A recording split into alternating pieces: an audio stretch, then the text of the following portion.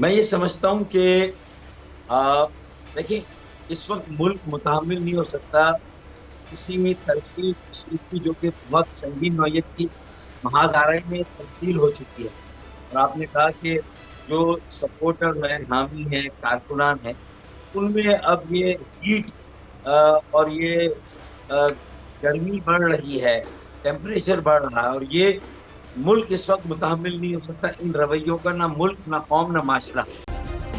Subscribe کریں اور بیل دبائیں تاکہ کوئی خبر رہ نہ جائے۔ میں یہ سمجھتا ہوں کہ آ، دیکھیں، اس وقت ملک متحمل نہیں ہو سکتا کسی ترقی تشریح کی جو کہ بہت سنگین نوعیت کی محاذ آرائی میں تبدیل ہو چکی ہے۔ اور آپ نے کہا کہ جو سپورٹر ہیں، حامی ہیں، کارکنان ہیں، ان میں اب یہ ہیٹ اور یہ آ، گرمی بڑھ رہی ہے، ٹیمپریچر بڑھ رہا ہے، اور یہ ملک اس وقت متحمل نہیں ہو سکتا ان رویوں کا، نہ ملک، نہ قوم، نہ معاشرہ۔ صحیح تو بات. پہلے تو میں، اور ویسے ہی ہم ان گنت مسائل کا شکار ہے، کثیر الجہتی بحران ہے ملک میں۔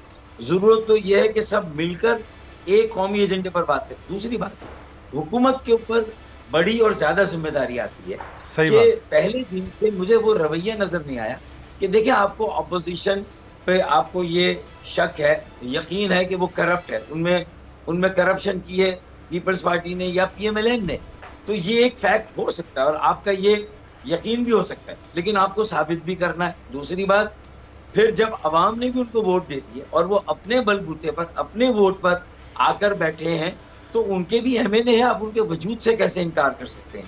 ان کی موجودگی سے اور ایک اپوزیشن کے کردار سے اپوزیشن کو کیسے، اپوزیشن کو انگیج کب کیا اور کہاں کیا؟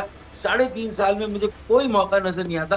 اور پھر دیکھیں نا، اگر مولانا فضل الرحمان صاحب کی انصار الاسلام اگر چلی بھی گئی تھی پارلیمان میں، تو اسپیکر یا کوئی بھی پولیس کے کسی ایکشن سے پہلے کیا مولانا فضل الرحمان کو اسد عمر صاحب نے، شیخ رشید نے، یا کسی نے فون کیا؟